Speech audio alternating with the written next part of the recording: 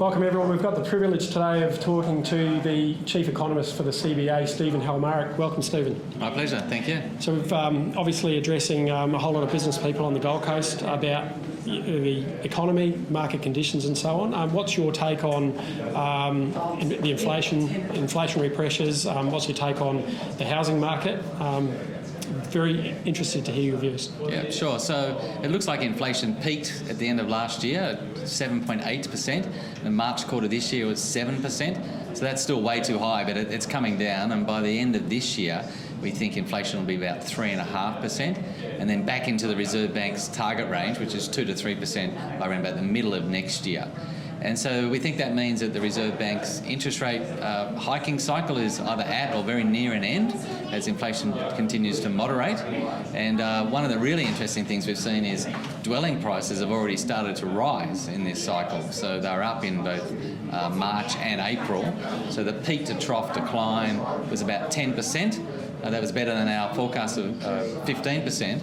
And so now we expect dwelling prices to be up 3% this year and another 5% in 2024. And that's really good news for investors, isn't it? Yes, well, so one of the really interesting things of this cycle is, house prices started rising before the rate hike cycle finished. And I think the main issue there is the population growth is going to pick up quite sharply. We're expecting 400,000 people over the next year or so. That's more than the 200,000 average pre-COVID. And we know that dwelling approval, so new dwelling construction, is very soft. And the turnover of stock is also quite low. So if you've got more people coming into the country and we're not building enough new dwellings and stock turnover is low, and that's why we expect prices to be higher over the next few years. Well, it really exacerbates the housing problem, doesn't it? Yeah, that's right. So I think as a country we have to work together to find ways of actually creating some more dwellings because we're going to have a big increase in population growth and interest rates are peaking, which we think they are.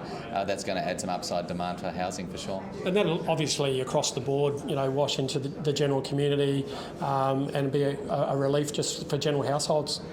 Yeah, so there's a wealth effect there. So as house prices rise, generally people, if you're owning one or maybe some more, feel a bit wealthier. That will, be moving, offsetting against, the higher costs of mortgages because interest rates are very high, higher rental costs. So for those people that are, with mortgages or renting, clearly their costs are rising, and we think that means consumer spending elsewhere will be softer.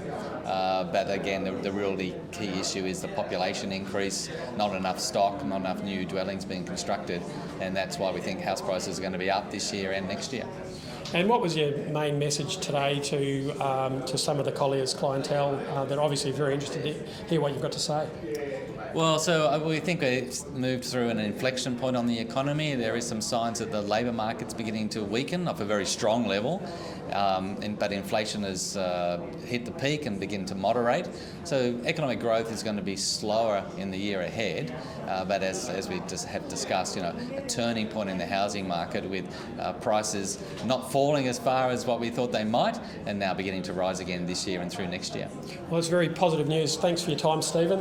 Great to hear your insights. My pleasure. Thanks very much.